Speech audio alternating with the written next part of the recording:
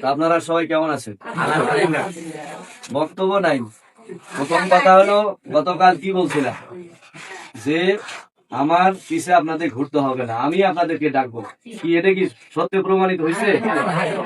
হ্যাঁ, আমি বলি নাই যে মোবাইল নাম্বার আর আইডি কার্ড দিয়ে দেন, আমি আপনাদেরকে ডাকবো।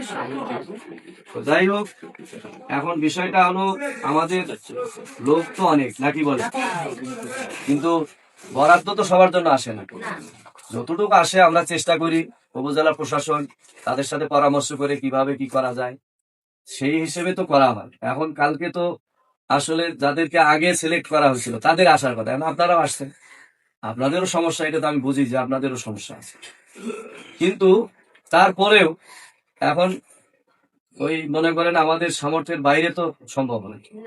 এই জন্য এখন আপনারা আপনাদেরকে আজকে ডাকছি মূলত, যেহেতু আমি আপনাদের সাথে সাক্ষাৎ পরে করতে চাইছি, এই জন্য তেমন কিছু না, মনে কিছু কষ্ট নেবেন না, সামান্য যতটুকু সুযোগ হয়েছে এটা আপনাদেরকে দিব। আর সামনে যদি কোনো সুযোগ আসে, নাম্বার আছে, এগুলো নাম্বার আছে, এগুলো আমার অফিসেও থাকবে, ওই যে ওনাদের অফিসেও থাকবে, দেখা যাক কি করা যায়। হ্যাঁ, আর দুইটা কথা, একটা হলো যে আমার জন্য দুইটা দোয়া করো। এক নম্বর দোয়া কি, আমি যেন সুস্থ থাকতে পারি। দুই নম্বর দোয়া কি, আপনারা ভোট দিয়ে যে আমানত, এটা যেন তেন না, এটা পদ পদবি না। আমার কাছে এটা বোঝা মনে হচ্ছে এরকম যে এর যদি আমি দায়িত্ব পালন আমানতদারিতার সাথে না করি, তাহলে দুনিয়ায় তো বড় কথা না, আখেরাতে আল্লাহর কাছে জবাবদিহি করতে হবে।